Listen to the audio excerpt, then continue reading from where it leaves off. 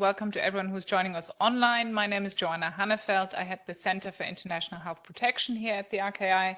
And today it's my great pleasure to welcome and host our guest for today's lecture on climate change and public health as part of our colloquium series. We've got a very distinguished speaker who's also very much at the forefront of the public health battle of these issues, Dr. Maria Neira. She is the director of the Department of Environment, Climate Change and Health at the WHO in Geneva. And she has been there for a while, actually. So she's a real sort of veteran of that time, and I'm sure has seen much change and important experiences to share for us. She previously worked at national level in Spain, in her own country in Spain, but also coordinated the Global Task Force on Cholera Control. She's a medical doctor by training, specializing in endocrinology and metabolic diseases, and of course, public health. And there have been many honors to her name. Too many for me, to all of them to mention, but she's one of the top policy influencers in health and climate change. So today we welcome you to the RKI on behalf of our president, Lothar Wieler. We are honored that you have come to contribute, and we very much look forward to hearing your thoughts and then to having the opportunity, as usual, to have a bit of discussion. Both those who are joining us online, you can type in the chat and we'll read out. And of course, for those of you here in person, we have a roving mic. So I'll stop here, and please, the floor is yours, Maria. Thank you. And I'm opening my fantastic microphone. As very kindly introduced me, I'm Spanish, so I need to use my hands. So if you don't mind, instead of being here, I will be there closer to you. And I hope I'm not giving you my bag. Maybe you can. Maybe I can come. Yeah. No, maybe I can. Yeah, I think it will make it maybe a more, collegial and dialogue type. And this is, I understand what we want. The idea of having a dialogue. The good news is I don't have slides, so don't worry. I don't have 56 slides that I will go through that one by one. But if you miss slides, please let me know, because I have a pen drive with plenty of presentations.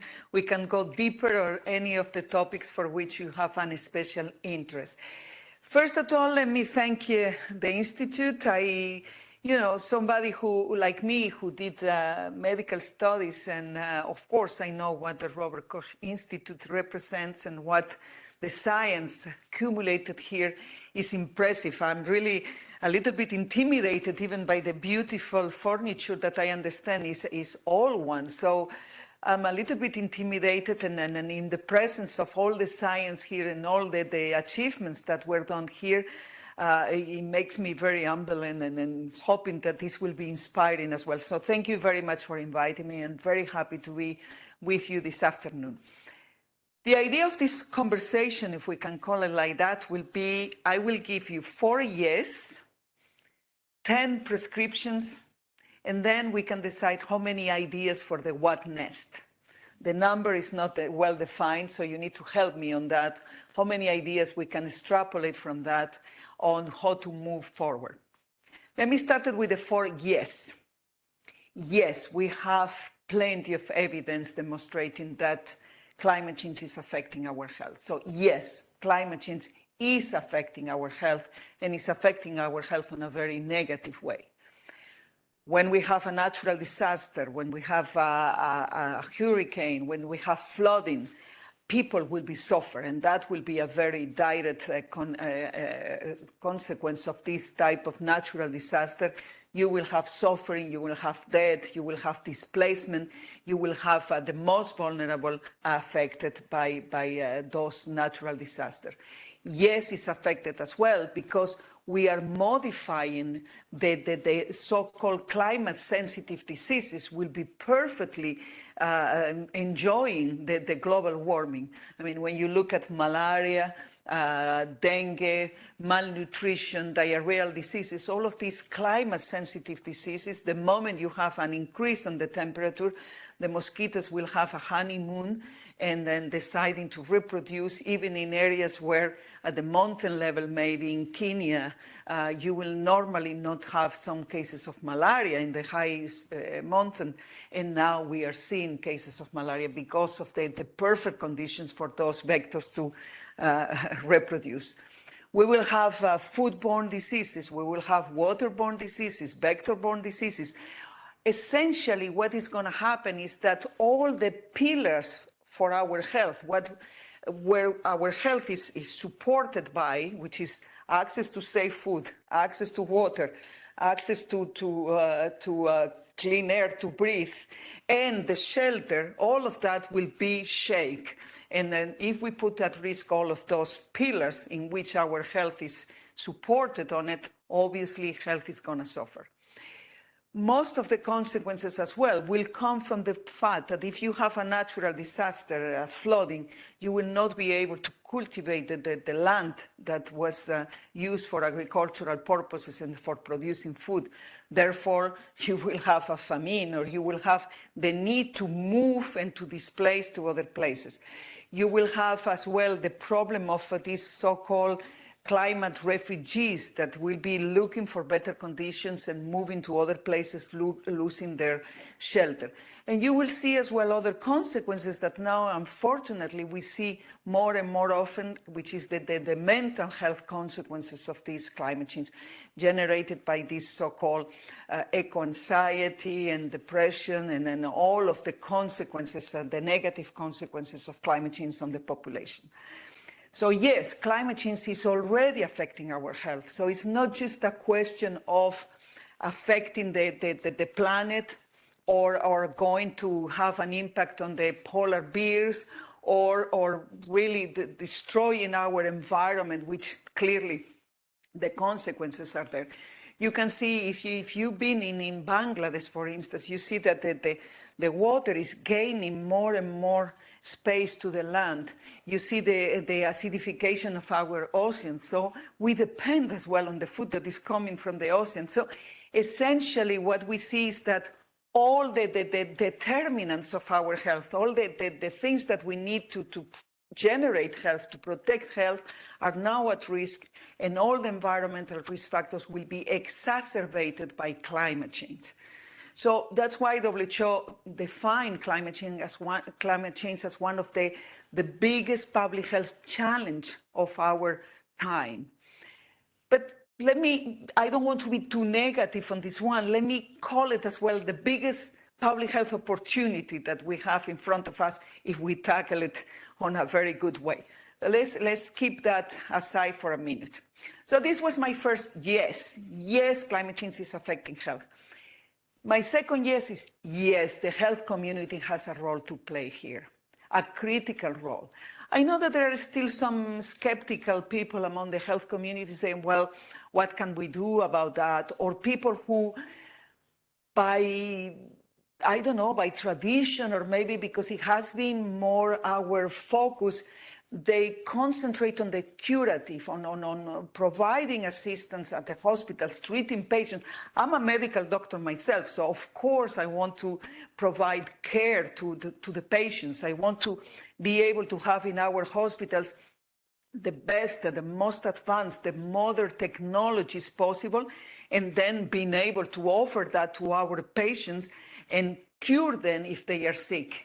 But most importantly will be to look at why these people is sick. Can we do something before the disease will occur? And in this case, we can do a lot. Because, and let me put some context here. According to WHO estimates, and it's not the first time we do this report, we did it many times, 25% of the global burden of diseases, so 1/4 of the deaths that are occurring every year, is related to environmental risk factors. And environmental risk factors that we can modify. So we are not talking about things that we cannot change. No, and modifiable environmental risk factors, they represent 25% of the global burden of diseases. So as you can see, there is a great opportunity, but at the same time, a big responsibility for the health sector. Yes, we have a role on climate change. Yes, we need to raise the voice of the health community, and we have a lot of things to do. Let's decide later on what we want to do about that. But first, we need to be convinced that there is a role for the health community on the climate change negotiations, and it's not just about being on the curative front and treating the patients, but trying to influence those policies that are responsible for creating more patients and not protecting the health of the people. The third yes is about, do we have enough evidence? Do we have enough knowledge about? Well, you know, as a scientist, I'm sure that you will say, no, we never have enough evidence. We never have enough research. We will love to do more research on many things related to climate change. I think it's, you know, for those of you who I'm sure you know very well the IPCC reports, what else do we need to act? This is the question we need to ask ourselves. Of course, we need more research. Of course, we need more evidence. But do we have enough evidence to promote action? Yes. So don't take me wrong. I'm not saying that we don't need more evidence, more research. Of course we do. But do we have enough evidence to promote more action? And the answer is yes, we do. And the fourth yes is exactly about that. Do we have the relevant interventions to promote, you know, to tackle the causes of climate change? And the answer is yes. Yes, we have interventions, because in fact, those interventions that we are promoting to tackle the causes of climate change, surprise, surprise, they are the basic public health interventions that the health community has been promoting for many years. Basic public health interventions. And we will talk about that now. So those are the four yes. Do you disagree with those yes, or you want to add a no? No? Everybody say yes? Okay, so we can start now. Prescriptions. 10 prescriptions. Why prescriptions? Well, we have been attending in WHO the COP meetings, that, you know what the COP means, no? Conference of the Parties. You know, last year it was in Glasgow. You know the number of that COP in Glasgow last year? COP 26, exactly. Actually, it was 27 because we escaped one because of the pandemic. So it could be COP 27 already. Anyway, you know that what that means? Means that for 26 years, actually 27, the world has been discussing about climate change. Lovely, huh? 26 years of discussions about climate change. I mean, I personally feel a little bit frustrated, but I don't know how do you feel, but I think we should be able to produce something on a shorter period of time. And this is where the first prescription comes in. I mean, now that we need a recovery after the COVID-19, we need that recovery to be green and healthy and fair. And this is the first prescription we presented at the COP26 in Glasgow. At the year 26 of the negotiations, we were telling them, listen, why you don't use the health argument to accelerate speed on your negotiations and to increase the ambition as well on your negotiations. The reason is that normally when you use the health argument, you have to accelerate. I mean, you need to be more ambitious and you need to have more speed. You cannot afford for 26 years to negotiate if yes or not you remove asbestos. Well, on asbestos, we are still there, by the way. In some countries, they refuse to ban asbestos. But, I mean, on tobacco, we have many years as well of negotiations, but we have a treaty. So in the name of health, you cannot take the luxury of having 26 years of negotiations and meetings. You need to accelerate. So we took this the health argument for climate action to the COP26 with those 10 prescriptions. The first one being we need a healthy and green recovery after COVID-19, and that recovery needs to be as well at the agenda of climate change because it's all about, as I mentioned, public health, and it's about protecting the health of the people. The prescription number 2 will be health is non-negotiable. I mean, they are negotiating at the COP. By definition, it's a negotiation. You give me a little bit of this, I give you a little bit of that. You decrease your level of emissions, and eventually I receive funds for that. So there is a negotiation, but health shouldn't be a negotiation. I mean, if you have the evidence that something is causing a huge damage to health, to public health, it shouldn't be negotiated. It should be agreed on what to do next and all of that. And unfortunately, as we say before, climate change is already causing a damage to our health, destroying our public health system and probably taking us back many years, and causing already 7 million premature deaths that we can count on a daily basis caused by air pollution. I know that air pollution is not climate change, but the causes of both are very much overlap. The combustion of fossil fuels are taking us this. So let's move to the prescription number 3. The prescription number 3 is about energy. What do we do about energy? Should we, as the health community, be engaged on influencing this change or transition to clean, renewable sources of energy? Should we doing more about that, or should we, as the health professionals, saying, well, hands off, this is not our business?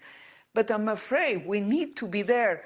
Many years ago, we were the ones moving on doing something about access to safe water and sanitation. Now we need to do it for access to clean sources of energy, because the other alternative is that combustion of fossil fuels is literally killing us. 7 million premature deaths every year due to exposure to air pollution.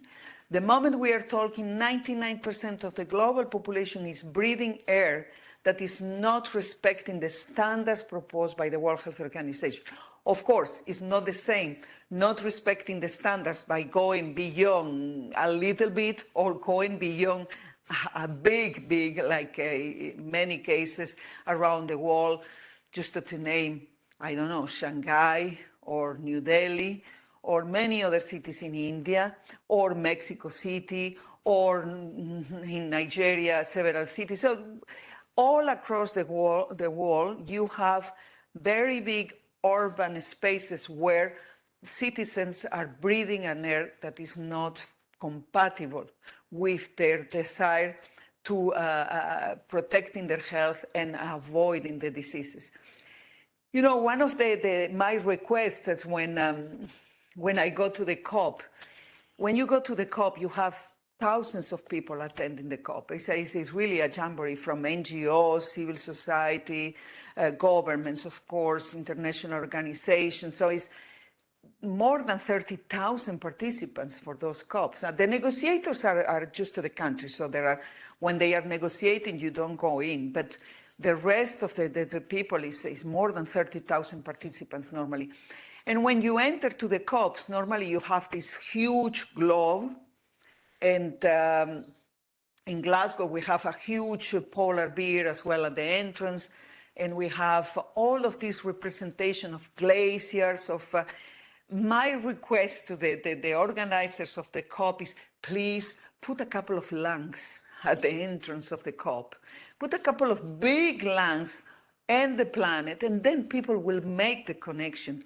This is affecting my health. So it's very close to us, and this is where we need to make sure that we pass the right message, that this is not just an environmental treaty. The climate change is not just an environmental treaty or a treaty about sustainability. It's fundamentally and dramatically, for good or for bad, a public health treaty. If you look at the recommendations, I don't know whether you have the opportunity to look at the Paris Treaty. Have a look at the recommendations of the Paris Treaty. And if people doesn't tell you that this is an environmental treaty, you say, oh, this is probably from a school of public health. Because all of those recommendations are the ones that the public health community will be very happy with.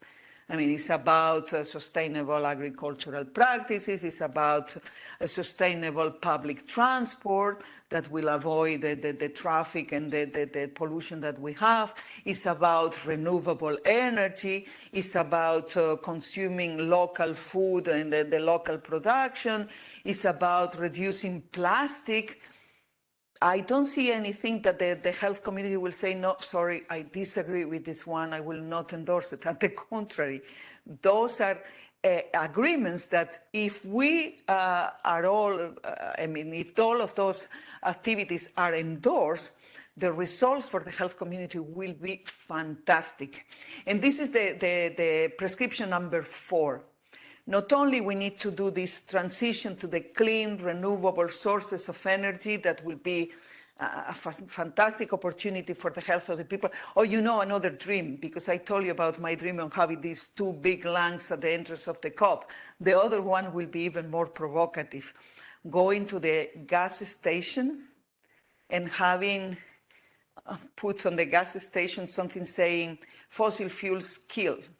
Similar to the tobacco, you know, on the tobacco package, we have this tobacco cause lung cancer, or, well, in Brazil they have, that's, I don't know whether you saw it, on the tobacco box, normally you have tobacco cause lung cancer or trachea cancer, but there is one that says tobacco cause erectile dysfunction. And then the Brazilian says, no, give me the one that causes cancer. Don't give me this one. So they removed that from the market because the Brazilians said, no, I'm not buying this one. I prefer to buy the one that causes lung cancer. So, you know, my dream will be having at the gas station nothing related to the dysfunction erectile, because we don't have any proof about that, except the connection with mental health, but having propaganda like the one we have on the tobacco saying fossil fuels, the combustion of fossil fuels are killing us. So I was on the prescription number 4 on taking the benefits of all of these engagements on the climate change. We need to be able to quantify, and this is a job for you scientists working on different institutes. You need to help us to further advance on the research on quantifying. Is there any PhD student here? PhDs? No, you are PhDs? Perfect, you have a topic for your PhD thesis. Quantifying the health benefits of tackling climate change is really very stimulating, and is really the way to promote more action and to motivate the international community, because we need to advance with those health benefits. And the health benefits will come from different transitions that I will describe later, but we need to make sure that our language goes in this direction, understanding that climate change will have a very negative on our population, but understanding as well that if we tackle the causes of climate change, if we implement the Paris Treaty, the health outcomes, the health so-called co-benefits, I think there are benefits directly, not co-benefits, but the scientific community keeps still calling it co-benefits, that will be obtained for health are enormous.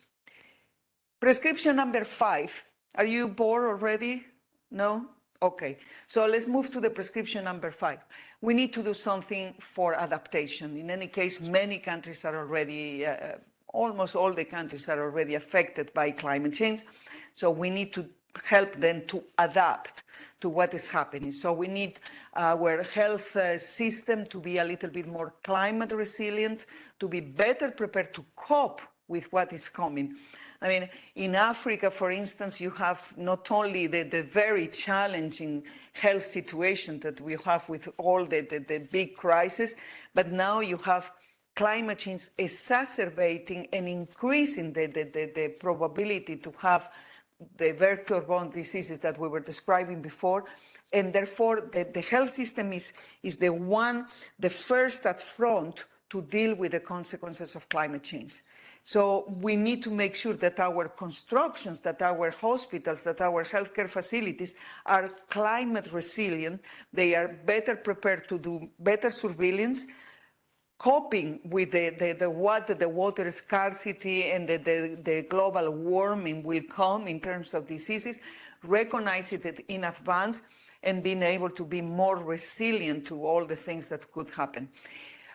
In some places like the small island states, you heard Vanuatu, for instance, there is no point on maybe making our healthcare facilities more resilient, because the moment the water comes in, the healthcare facility disappear. I mean, the country is about to disappear. It's the same on the many of those islands. They are concerned and they are buying land in the continent because they think that they might disappear because of the global warming, and not being responsible for that, because those countries are not contributing to the emissions of the greenhouse gases. In WHO, we did a few years ago a very interesting map, world map, where you see at where in the world the emissions were produced. And you will see that then Europe will be a huge continent, and North America will be a huge continent, and several places in the Oceania, and Australia, New Zealand. And then Africa disappear, and South America disappear. And then we did the other map looking at where the consequences of climate change will be. And then you see that Africa was big like that, Latin America was real big like that, many places in Asia were big, and then Europe and North America will disappear in the map. So those who are the most responsible for the emissions are the ones that will suffer less, and the other way around. So I think we need a question, we need to put as well on the discussion about climate change and health, the issue of equity, the issue of fairness on this on this transition that we need to now ensure. Prescription number 6, what about nature? What can we say as health professionals? We don't used to talk about nature. Maybe we recommend our patients to go to the garden, to green areas at the city level. That's good for mental health. That's good for engaging and in social connectivity and things like that. But normally we are not the activists talking about the importance of not destroying the ecosystems, stop the destruction of the biodiversity, and the deforestation that we are all seeing at the moment. And this message has to come from us now as the health community. We need to make sure that we tell our citizens that we need to stop this battle with nature. I mean, this battle with nature makes no sense. We are the losers. We are dropping in the oceans and the rivers tons and tons of plastics. And then where are those plastics going for? They come to our stomach. I mean, when we eat the fish, it comes with the microplastics. We are eating every week the equivalent of a credit card in terms of plastic. Is this harmful for us? Well, we don't have enough evidence yet. But still, do you want to have plastic on your organism? And we saw now even the presence of microplastics in blood. So for the first time, we detected that. Is that something logic? I mean, tons of plastic. I don't know whether you have been in Dakar, in Senegal. When you approach Dakar, if you go by car, you see a field which is blue color. You say, well, what is this? This is not green. This is not brown. Which color is this one? How can it be possible? Which type of flower is growing there? And then you approach, and it's not a flower. It's plastic residues. You know, there's plastic bags, the blue ones that were distributed very kind of freely and very cheap and full of plastic residues. So you have fields that are colored blue because of that. And what are we going? A country like Rwanda has decided to ban the plastic 2 years ago, 3 years ago, and they are implementing that. They are using rice-made fiber and some kind of bags, and it is functioning. So if you take the right decisions, they can be implemented. We can live without bags. Well, we need plastic in other use. I understand in our hospitals, we still need plastic for certain use, but in many occasions, we can perfectly replace plastic by something much more sustainable, and that will not end up in our stomach. So we pollute the oceans with plastic, we pollute the rivers, but then we pollute the air we breathe. I mean, the amount of toxics that we are breathing every day is incredible. We don't realize it, but we are breathing horrible toxics coming from gas, solid particles, liquids, coming from the tires, coming from the exhaustion. So all of that goes lovely to our lungs. And, you know, we cannot stop breathing. So it comes 10,000 a day, and in and out, in and out. And then from the lungs, those small particles, they will not stop at the lungs, causing lung cancer, causing obstructive pulmonary chronic diseases, or causing pneumonia, or causing asthma, or exacerbating asthma. They penetrate in the bloodstream, and from there they can reach any organ.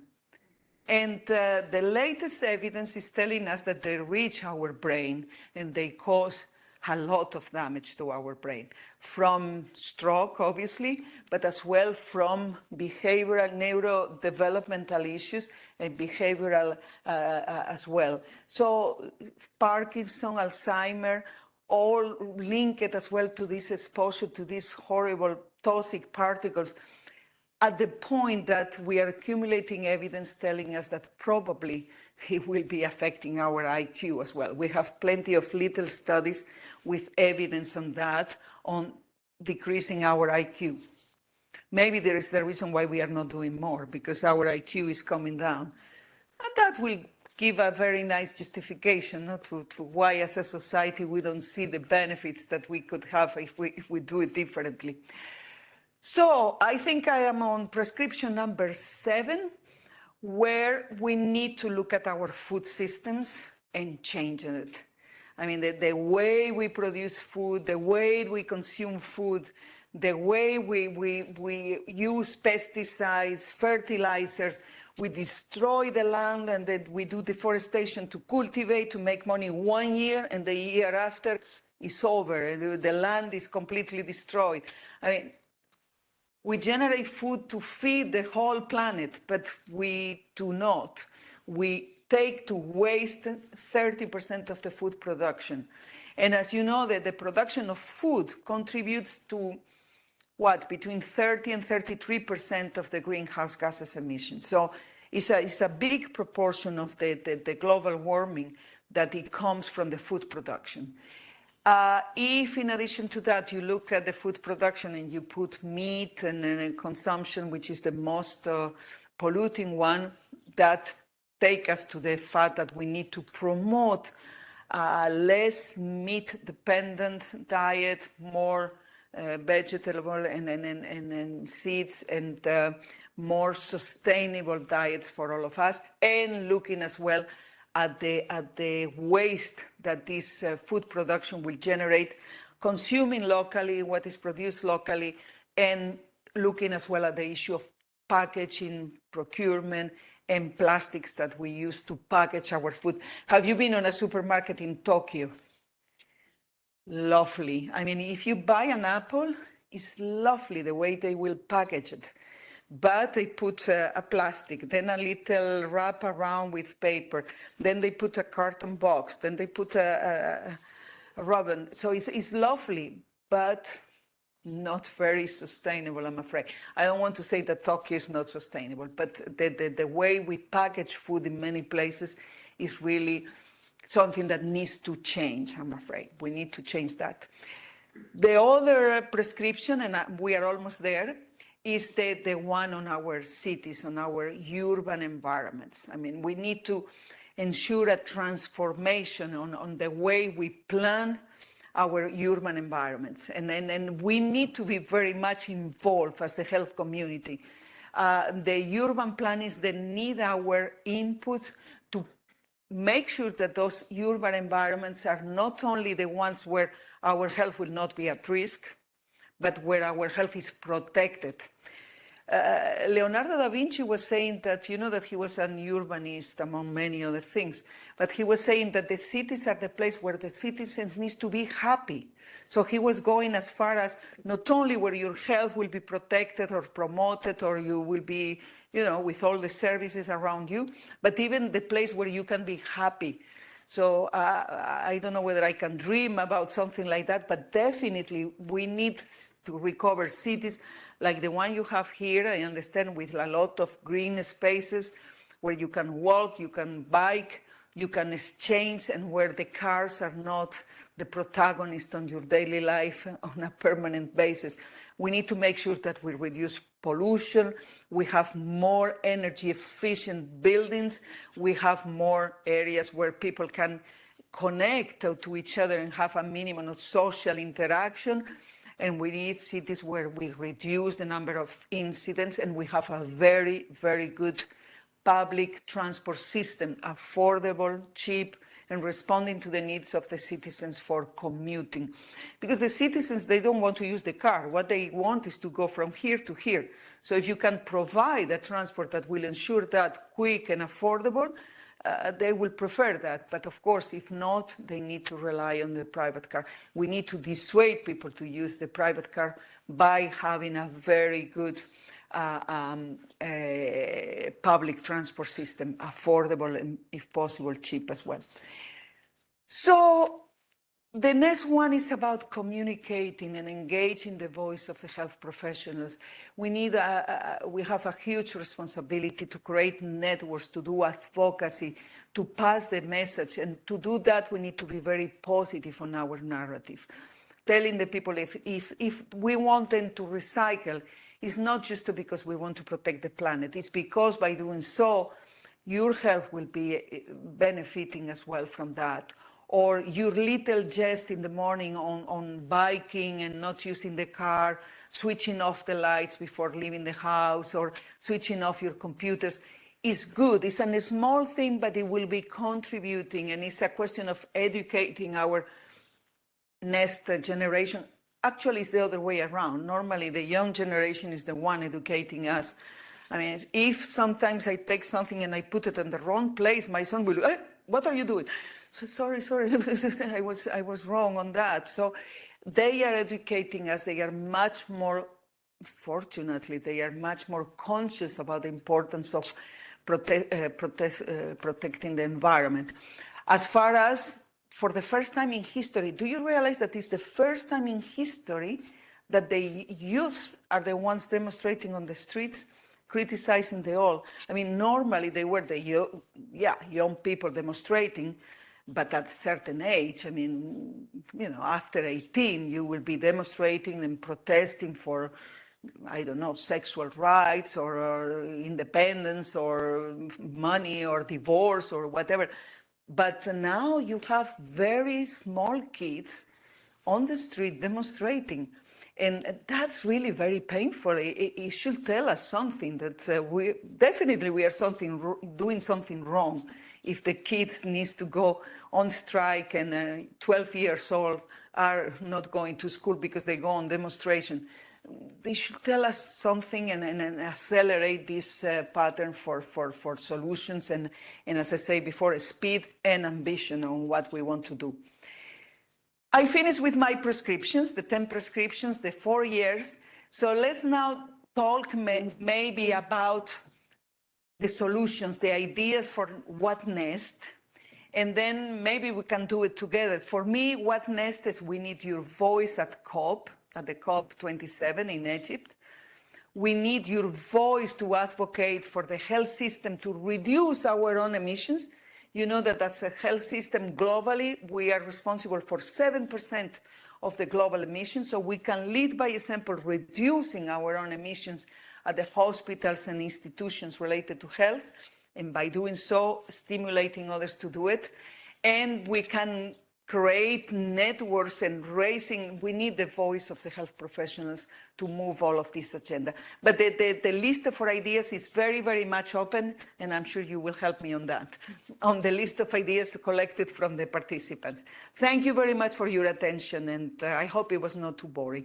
Thanks. Thank you very much. I think thank you very much. I'm impressed, I think, by the 4 yeses and the 10 prescriptions. I was thinking if I get asked about them, then I would have trouble. But for me, the 3 very clear messages. 1, about the public health impact of climate change. 2, about it being a social justice or an equity issue, including the generational equity you mentioned, what we coming before the others are doing.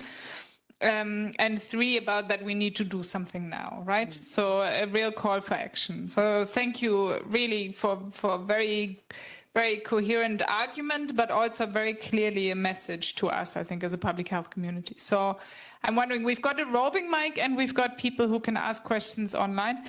There's a question there. You want to sit down? As you wish.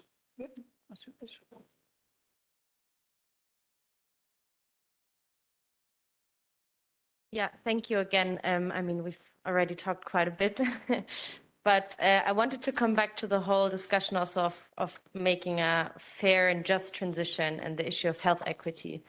I think that was a big step after the pandemic, this whole movement, the green and just recovery. I feel like that was something that was really missing before, because I was kind of researching, doing a scoping review on the COVID and equity impacts and climate change and the association at the very beginning of the pandemic. And it was quite interesting to look at that in 2020. And then looking at it now and what has happened throughout the 2 years of the pandemic, and that this is not a question anymore, that we need a just recovery and a green one. But I think there's still a lot of times it's mentioned a lot, okay, health equity is essential and we need to look at this, and especially with regards to the climate crisis, but it's a lot of just words a lot of times, I feel, and I think there's a lot of lack of foundation in terms of health equity and actually actions on it, and also in terms of evidence. So my question would be to you, more of your feeling in working in this and then having written the manifesto as well.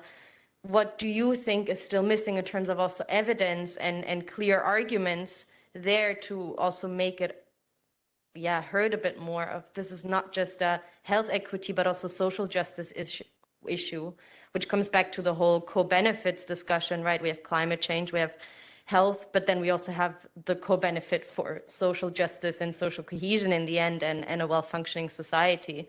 I don't know if I made myself clear enough. Okay, so I'm going to try and paraphrase that. So I think it's not an easy question. This is about are there knowledge or are there evidence gaps around the connection between climate change and health equity? And what are the actions that we're supposed to take on that particular juncture? Yeah, that is a very important question. And as you rightly say, many people talk now about the fair transition, the equity issue, the social justice. How much are we ready to now implement all of that? I think this is a good question that history will tell us. But we are still late on most of the implementation of the SDGs, as you know. I mean, we are custodians in WHO for the SDG 7, not only SDG 3, of course, health, but there is one indicator under SDG 7, which is about access to clean fuels for cooking. So we are not talking about anything sophisticated. We are talking about the fact that half of the world at the moment, half of the world population is cooking like in the Stone Age. I don't know if you realize what the Stone Age means. It means that you do an open fire and then you put there whatever you have. If you have vegetable coal, you're lucky. Otherwise, you put wood or you put whatever you have around, you burn it, and then you cook or you light it or you heat your house, I mean, place where you live. Half of the world population. So WHO is custodian for this indicator, looking at the access to clean cooking fuels, which tells you very much about your story about equity. Where are we? And we see the trend. It's true that the world has been advancing in the last 10 years on access to clean fuels, but the problem is that in Africa, the growth was 26 million, and the people who gained access was 8 million. So your gains were completely diluted. And in fact, only 1 in 5 citizens in Africa, they will have access to clean fuels. One of the famous mantra of the SDGs is leaving no one behind. No, sorry, we are leaving a little people behind. We still have a lot of people without access to sanitation, access to clean water, and access to clean fuels for cooking. So, and those are not sophisticated technologies. We are talking about basic services for ensuring that the population. So the issue of equity is very much at risk, and we have very good indicators to measure it. Now, we need to do more research on looking at why are not implementing, why the money is not going to the right places, what's happened to the corruption in some countries. We need to put that on the table as well, and why this transition might not be fair. If you look at, for instance, of the subsidies on fossil fuels, of course, we need to put subsidies on, we need to subsidize fossil fuel for poor populations. So that means, that in some populations you are penalizing those who are more economically vulnerable. So there is a big risk that we are giving a lot of people behind on these 3 transitions that we need desperately. And now with the race to have fuels for the rich countries, we might even have a more difficult situation. Ironically, during the pandemic, one of the most important recommendations we were making in the non-regrets one is wash your hands. Well, a big proportion of the global population couldn't wash their hands. There is no soap, there is no water, running water, no sanitation. I mean, on the 12th of July, I think, we are launching a report in WHO looking at electrification of healthcare facilities in Sub-Saharan Africa. Can you imagine that on a healthcare facility, you don't have light?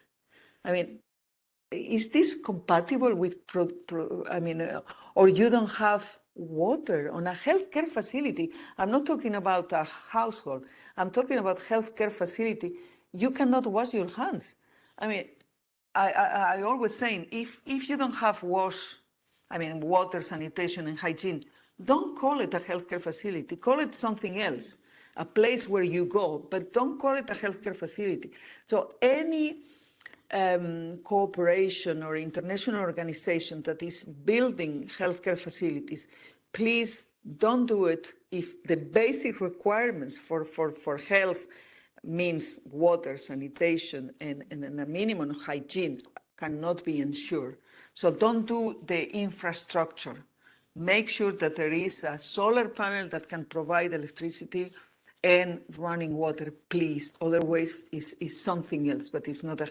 So the issue of equity is very, very much a problem here. And it will be on the issue of electric cars or others, because even if the prices are going down, which they are, still will be far from available to all of us. And so we need to make sure that the investments are going into public goods like public transport systems. So yes, the answer to your question, yes, we need more research on that. Yes, we need more evidence to use it for provoking more action and more investments. And yes, we need to monitor whether those investments are going into the right direction and not, again, to subsidize something that is then killing us. We have another question, yeah. And then we'll go online. Thank you very much.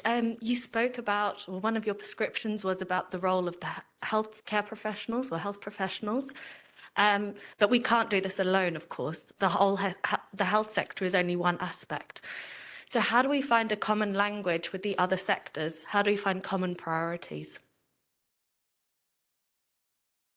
Well, you know, on climate change, there are many priorities that have already been identified on different sectors. So you have the agricultural sector, the lost the investments and transfer of technology.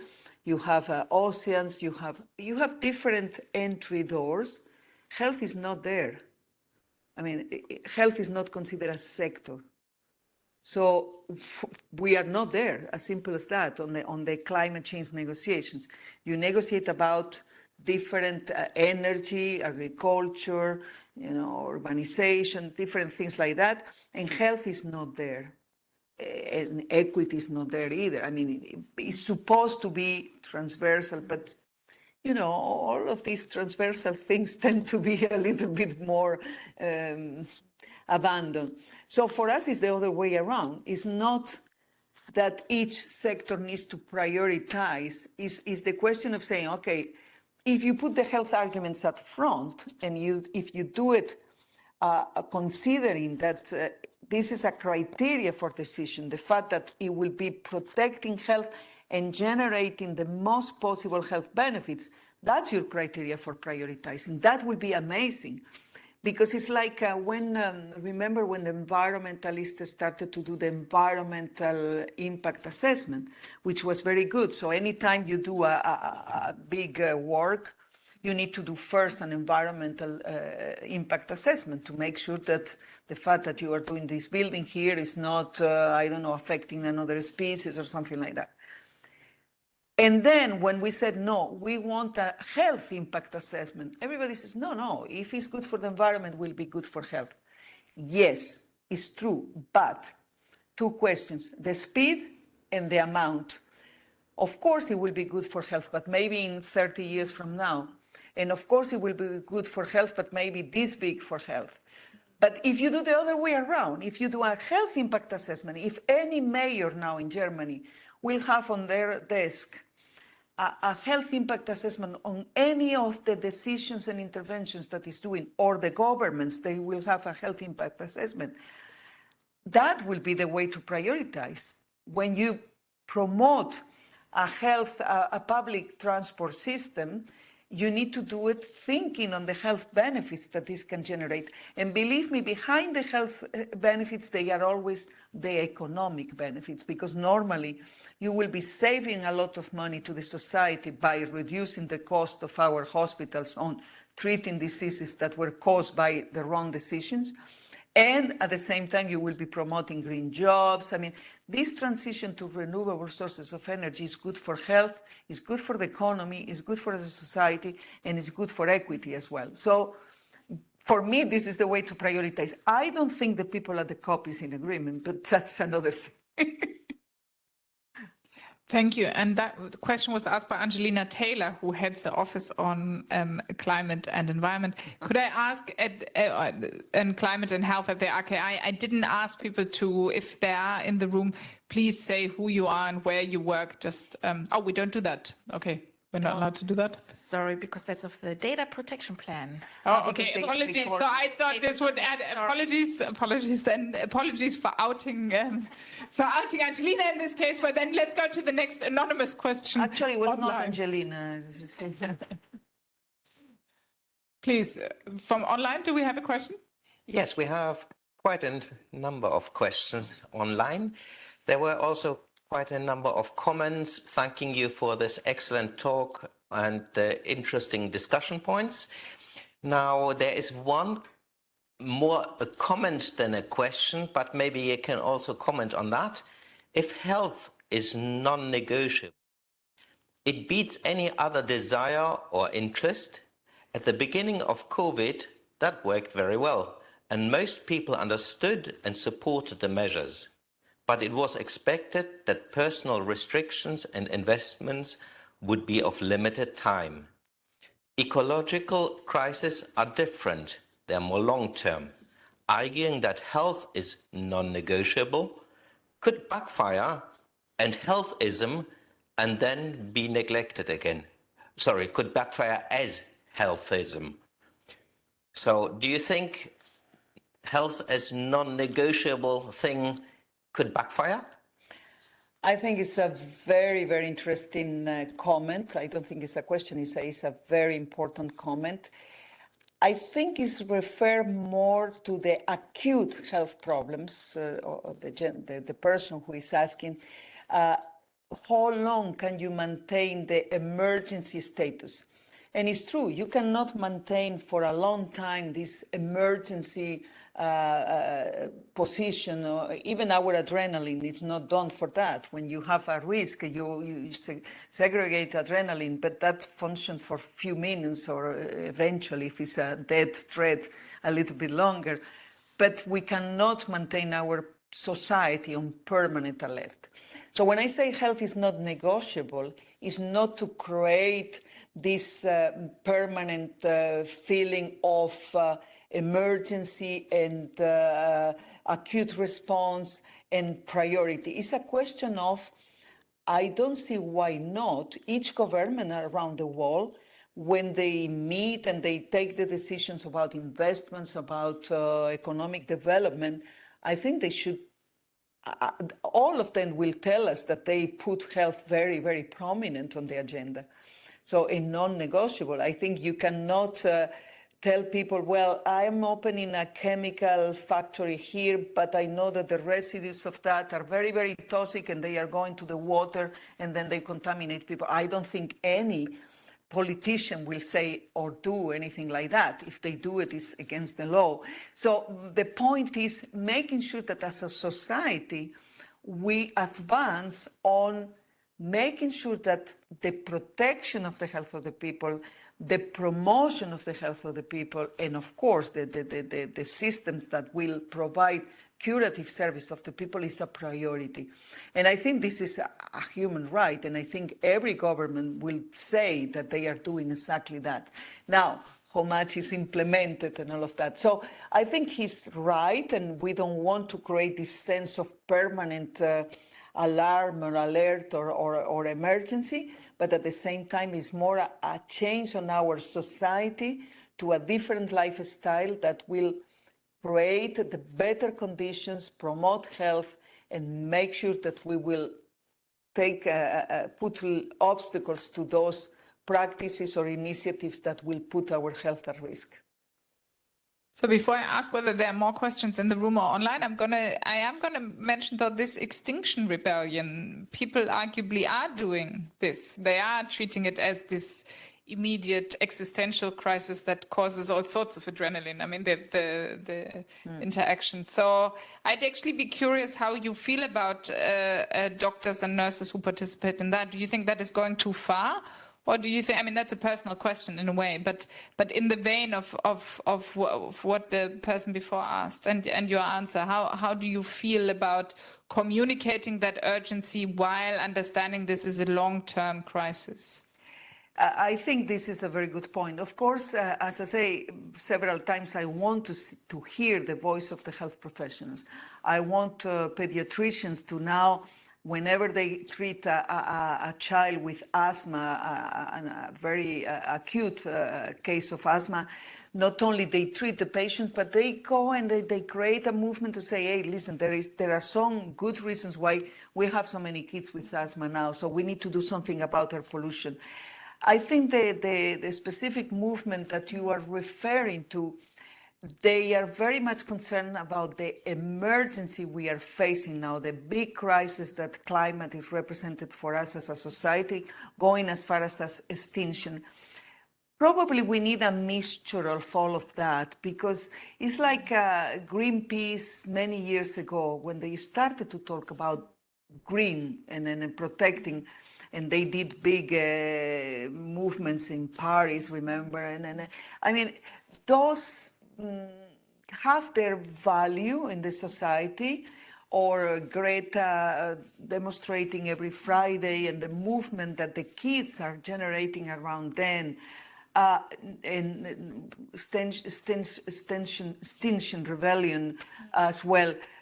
But as you say, we need to make sure that we have a right balance and mixture of all of these initiatives, because this is a long battle. But it's true that the IPCC came out already several times saying, this is the last opportunity, this is the last opportunity.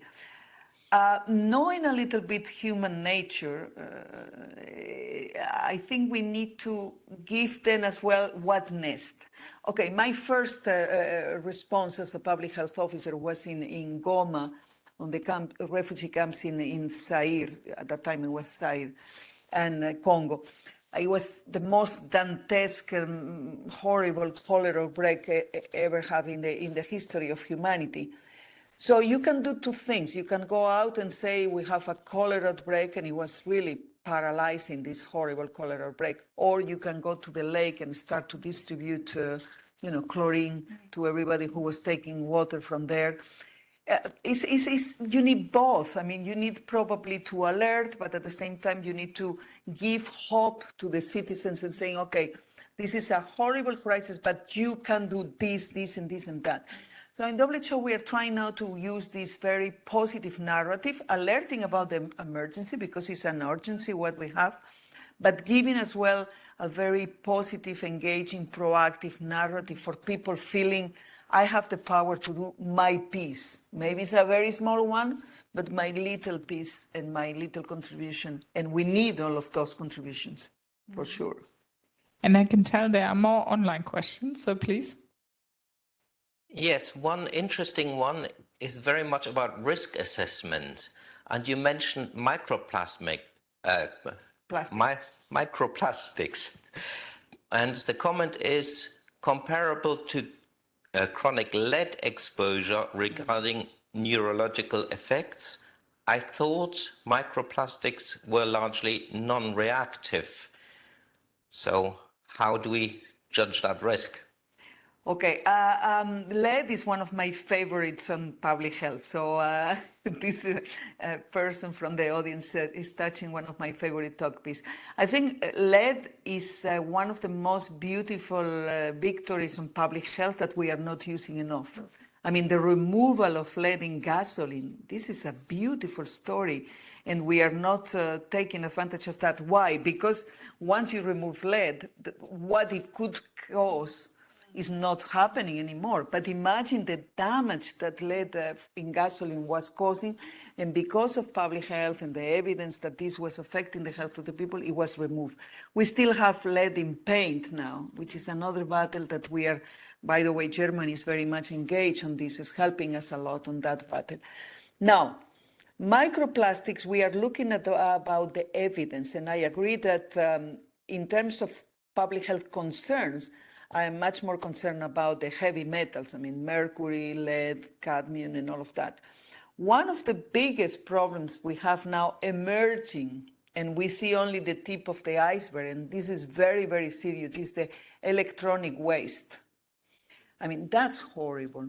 That's really dramatic. You see mountains of our old computers, telephones, and everything, batteries of the cars. You see it, a huge mountain, and then you have very, very poor people going to that mountain, and you see the mom with the little child behind on her back, and then for hours and hours and hours trying to extract from those materials something that will be useful, all of those heavy metals. And the impact on the neurodevelopment of these people is huge. You will see the levels of certain heavy metals in blood that are not compatible with the life. According to the books, that was not compatible with life. And this is a problem. Only less than 27% of our electronic waste is properly recycled. The rest is going to the developing world. And these people maybe they made $3 a day by recycling all of that. But there is a market. I mean, somebody's buying that. That's why this is happening. So this is a real problem. Microplastics is true that we don't see yet, but the heavy metals and the endocrine disrupting chemicals, this is two big tips of the iceberg that I don't want to be alarmist here, but wow, we shouldn't sleep properly this evening. Okay, so I wonder, there's another question I can... Well, there are quite a few more. Okay. And these two are probably by public health professionals because they ask for your advice. The first one is, how can we get other disciplines to better understand the concept of health or public health, which in fact which is by no means exclusively about the absence of disease. Unfortunately, there are only few experts outside addressing climate change in such a broad way like you. I'm afraid it's not sufficient for today. So how can we get more people like you? Well, things are changing, and today I'm sure that we are gaining a lot of adepts, and the Institute will help us now to promote a bigger network. Things are changing, so I'm pathologically optimistic. So let's use that pattern of being pathologically optimistic and changing. But we need to change our own peers. The health sector needs to be more convinced. Still, the issue of primary prevention is difficult to sell. Well, attached to that is the question: from many years, WHO has been relatively silent on climate change issues. What were the causes for this, and how many pandemics or other health emergencies does it need to shift the focus elsewhere? You know, it's not that we were quiet on this one. It's incredible that we started to produce the first report. I was not there, but the first report on climate change and health, well, actually it was climate and health, was produced more than 30 years ago. And then 20 years ago, our slogan for the World Health Day was "Our Planet, Our Health." Exactly the same slogan that we used this year. So it's beautiful to see history, you know. So evidence were there, but, you know, unfortunately, the competition in terms of public health priorities in WHO is huge. We have so many fronts that we need to look at. But it's true that in the last, let's say, 10 years, we have been going very strongly on this, and now we will be even more strongly. Tedros has put it now as the first priority.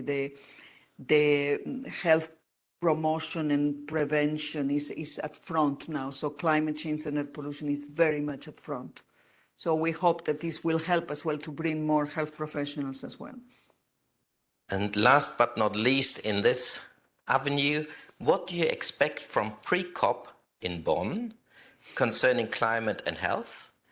And are there things that we can do to support? Well, thanks for the offer to support.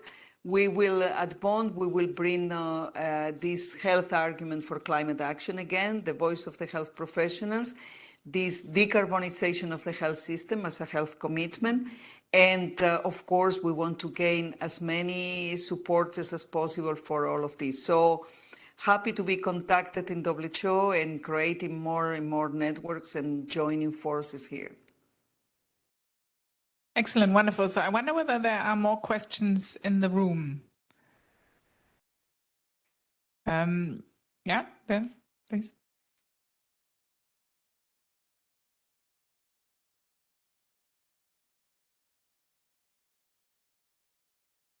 Okay, so I won't tell you who I am, but I will tell you what I do. I am coordinating a network of public health professionals from a research and practice. And what I have is maybe more a comment on your question, what's next, which might answer a question in the end. Because this network is putting together a conference in the end of the month on future of public health in Germany with a focus on climate change and public health. And one of the things we are planning to do is to publish a call for action at the end of the conference, which will be developed during the conference. And so we have leading questions which should lead to recommendations both for public health, for the public health community and for policymakers.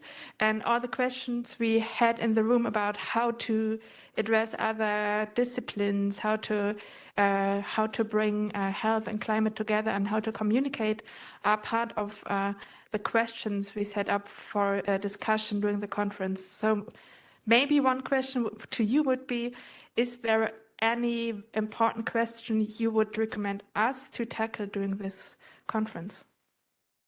I think to be very broad, any type of messages that you can deliver to your community. So make sure that you communicate what is the interest of that and the health benefits that can be obtained. So policy recommendations, very clear about how to help the health professionals to understand what that means for the health of the people and how we help on the transformations we need. I mean, if you manage to convince your public health community that this is our business and we need to be more present, and the recommendation is how we translate this into policy recommendations for mayors, for chiefs of hospitals, for health professionals, for how to reduce the influencing a little bit the different policies, that will be great. Thank you. And how to do more advocacy and joining forces, that will be very good as well. Good. Thank you very much. I think, I don't know whether there are further questions here or online. I'm going to ask the obvious question now, and I think you've answered in some ways already, but what's the role for national public health institutes in particular, such as the RKI? Well, you need to translate all of this scientific evidence on policy recommendations, and we need to make sure that we play as much influence as possible on those decisions that the governments are taking now in terms of which source of energy, which type of cities and urban development, how we produce our food, and how we protect our citizens from what is happening already. So you have a critical role. Okay. And I think we very clearly heard that call for action. I wonder, are there more questions from the audience online? Or otherwise in the room here in Berlin? If not, then I think I would like to thank Maria again. I think you are the most positive person with the biggest challenge. This is how what I have taken from one of the many things I've taken from your talk. I think you've outlined the challenges very clearly, or the evidence also. I think you've highlighted very clearly that it's also a question of justice and the role that we as a public health community have to play. So I think for us at the RKI, we obviously have consciously chosen this as the theme for our colloquium each year. This is something, so we engage as scientists around an issue where we feel which is important across all the different aspects we work on. And your talk today again has highlighted an important aspect, and I think a key element is that we are actors in this, right? So when we are scientists and actors in taking this forward. So thank you for stimulating us and for energizing us, I think. It's my pleasure now to invite those of you who are here for a brief reception and some informal chats. You can talk to Maria here in the entrance hall for some while. Thank you to those people online, including for the active engagement and the questions. And thank you to our research office for organizing the colloquium so smoothly and in such a stimulating way. Thank you very much, Maria. Thank you. Thank you. Thank you very much. Thank you. Thanks for inviting me.